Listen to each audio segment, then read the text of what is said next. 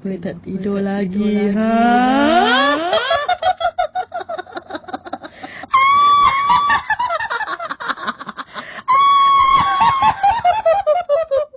They say there's a grave that doesn't just hold a body, but a curse. A grave that watches you the moment you step into its shadow. For over a century, people have whispered about the cemetery hidden behind Hollow Creek Church in rural Tennessee. No marker, no dates, only a single stone etched with the image of a crying eye. Some call it superstition. Others call it a warning. But everyone agrees on one thing. If you stand there long enough, you will hear it calling your name. Tonight, you'll hear the story of a man who tried to prove it was all a myth and discovered that some truths will follow you home. David Ellis was a 42-year-old documentary filmmaker from Nashville. He'd built his career exposing so-called haunted places for what they were. Old buildings, wild rumors, overactive imaginations. But this time was different. This time, it was personal. David's uncle, Samuel Ellis, had disappeared in Hollow Creek in 1978. His car was found abandoned by the church gates. No sign of a struggle, no footprints, just his field journal, lying open on the grass, soaked by rain. The last sentence read, "If the eye weeps tonight, it will be for me." Growing up, David had heard that line whispered like a bad prayer. He'd always promised himself he would solve the mystery. In the summer of 2022, he finally kept that promise. The cemetery behind Hollow Creek Church was smaller than he expected. A rusted iron gate sagged under its own weight, and rows of leaning headstones stood like exhausted soldiers. But at the far end, separate from the rest, stood a stone marker the locals refused to approach. It was jet black, polished smooth, and engraved with a single crying eye. No name, no date. David crouched in front of it, running his gloved fingers over the cold surface. A chill rippled through his chest. He clicked on his audio recorder. August 3rd, Hollow Creek Cemetery. No signs of disturbance. Beginning documentation of the weeping grave. He tried to keep his voice steady, but something about the silence made it hard to breathe. Like the ground itself was listening. He set up his camera and began cataloging the nearby graves. Most were from the late 1800s. Farmers, infants, soldiers lost to fever. But when he turned back to the black marker, he noticed something he hadn't seen before. In the dirt at the base of the stone lay a small brass locket, half buried, and he brushed away the soil and held it up to the fading light. Inside was a faded photograph of a young man, no older than 25. David's breath caught in his throat. It was a photo he'd seen only once before, tucked in the back of his grandmother's Bible. The man was his Uncle Samuel. David stood beneath the leaning oak trees, clutching the locket. 1,000 questions raced through his mind. How had it ended up here after 44 years? Had someone placed it as a cruel joke? Or had it been waiting for him all along? He returned to his SUV parked by the old church and called the only person he knew who might remember. Martha Adkins, a retired librarian who had lived in Hollow Creek all her life. Her voice crackled on the line. "You went out there?" she asked, her tone flat. "I'm documenting it," David said carefully. "I think my uncle might have been here the night he disappeared." There was a long pause. "Then you should leave it alone." "Martha, if you know anything." "David, some stories are meant to be left buried." Before he could respond, she ended the call. He stared at the phone in his hand, heart thudding. He'd never heard her sound afraid before.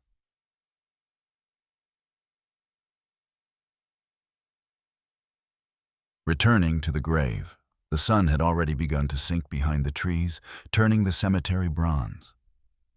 David knew he should pack up and leave, drive to town, get a motel, come back in the morning. But he couldn't. Not when he was this close. He walked back to the black marker, the locket dangling in his fist. As the last light slipped away, the eye engraved on the stone seemed to shimmer. He told himself it was only a trick of the dusk. But in his chest, something colder than fear had begun to bloom. He set up his camera on a tripod, aiming it squarely at the stone. He pressed record. August 3rd, 8:12 p.m. The locket appears authentic. I'll be leaving it here overnight to see if there's any evidence of disturbance. He placed the locket at the base of the stone and took a step back. The wind rustled through the grass, carrying a scent like damp earth. Then, in the growing darkness, he heard it. A single, hollow sound, like a quiet sob. David spun around, scanning the shadows. The cemetery was empty. His recorder lay silent on the tripod. He swallowed, trying to steady his breathing. "It's nothing," he whispered. Just the wind." But even as he said it, he knew he was lying. Back at his SUV, he flipped through the old field journal his uncle had left behind. Most of the entries were methodical. Weather conditions, names on gravestones, dates. But near the end, the handwriting changed, becoming uneven, slanting across the page. One sentence was circled over and over until the ink bled. "If the eye opens, it sees everything." Below it, in smaller writing, "It saw me." David felt the back of his neck prickle. He turned to look through the windshield at the dark cemetery. The black stone stood motionless, but he couldn't shake the feeling that it was watching him. David tried to sleep in his SUV, but every time he closed his eyes, he saw the crying eye etched into the stone. At 12:21 a.m., he gave up. He switched on his flashlight, gathered his recording equipment, and stepped back into the cemetery. The grass was slick with dew, and every footstep felt louder than it should have. He set the camera to night mode and whispered into his recorder. August 4th, 12:25 a.m., returning to the grave. Temperature has dropped significantly. The beam of his flashlight swept across the rows of headstones, finally resting on the black marker. At first, he thought his eyes were playing tricks on him. But as he stepped closer, he saw it clearly. A thin line of moisture had formed beneath the engraved eye, like a tear frozen in midair. His throat tightened. David raised his camera and zoomed in on the locket he'd left at the base of the stone. It was still there, but something had changed. The clasp was open, and the photograph inside was gone. He crouched down, scanning the grass. But before he could look further, he heard it again.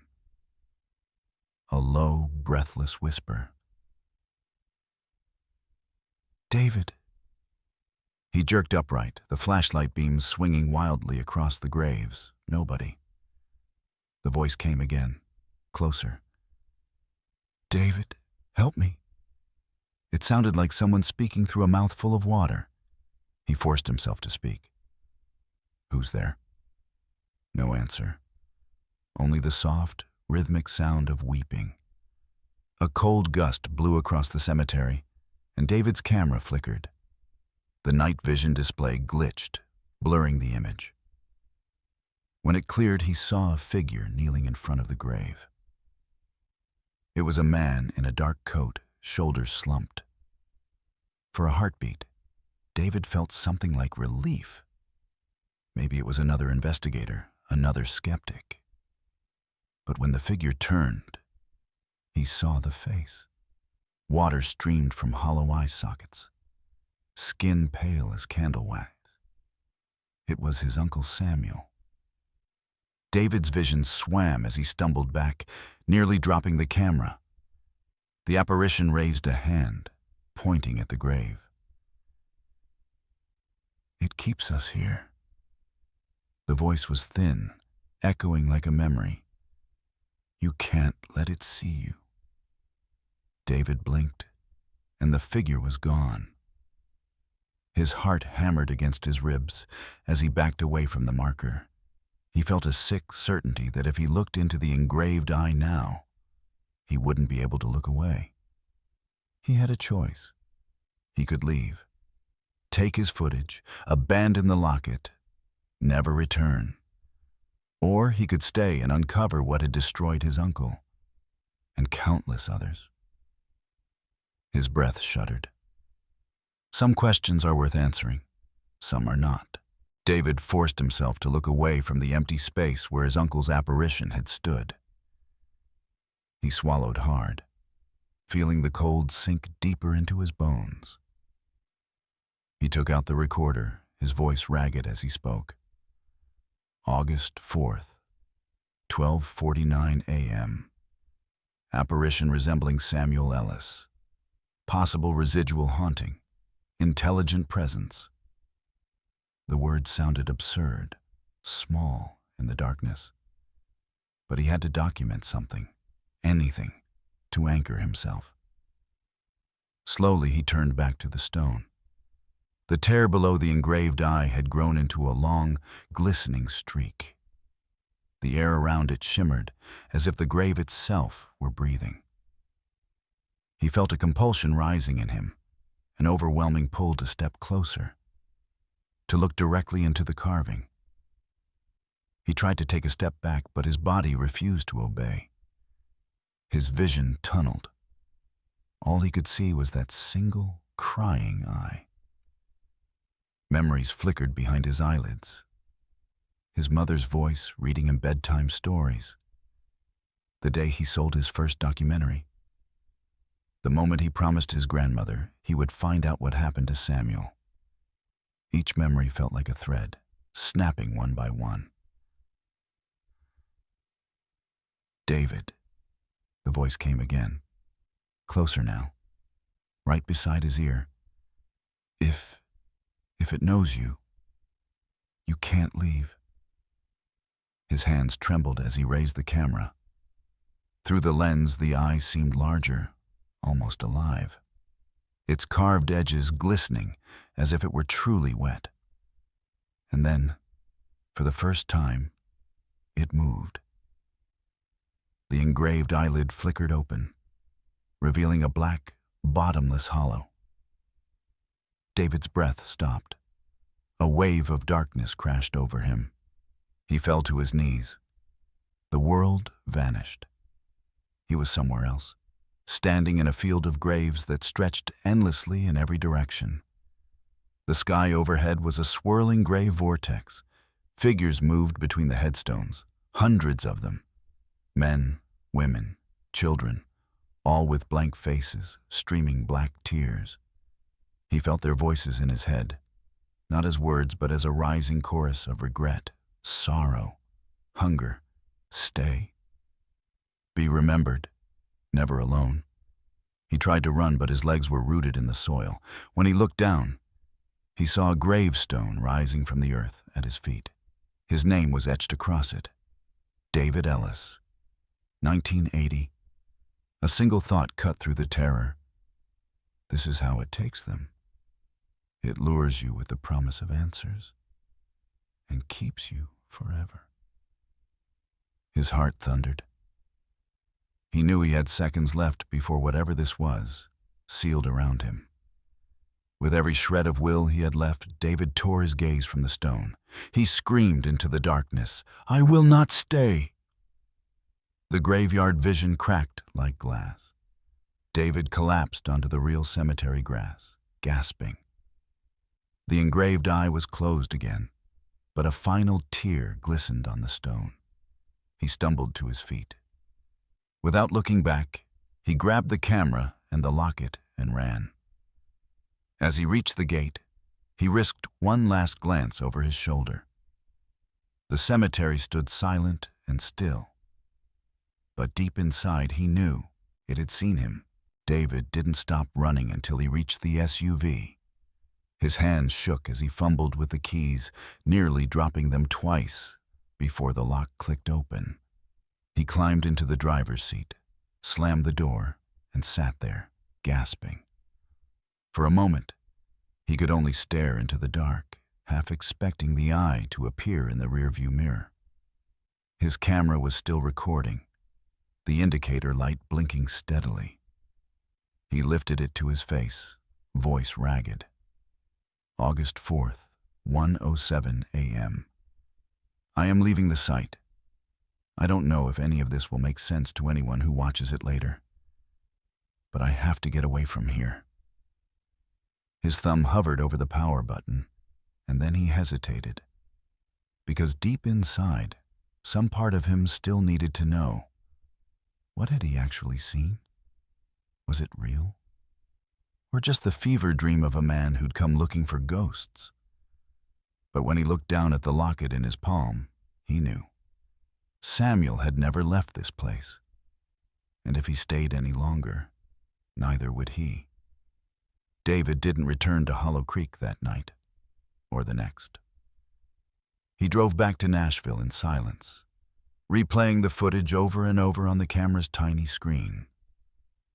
In every frame, the crying eye was there, closed, unmoving.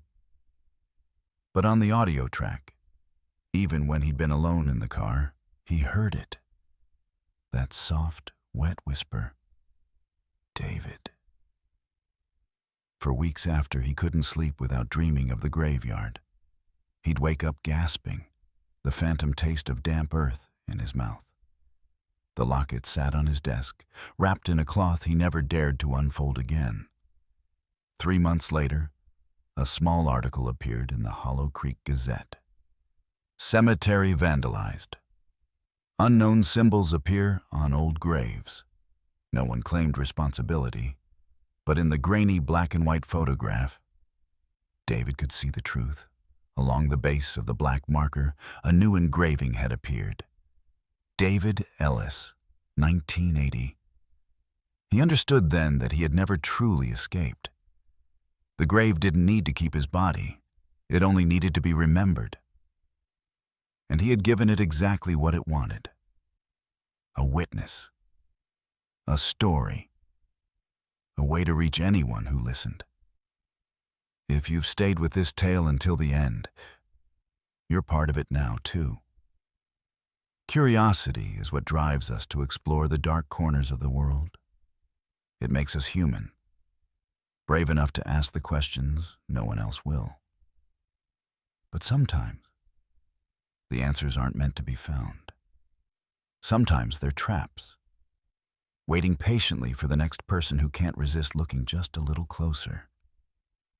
So before you go searching for the graves that cry, before you open the door to the places everyone warns you to leave alone, ask yourself, what are you willing to lose to know the truth? Because some questions are prisons.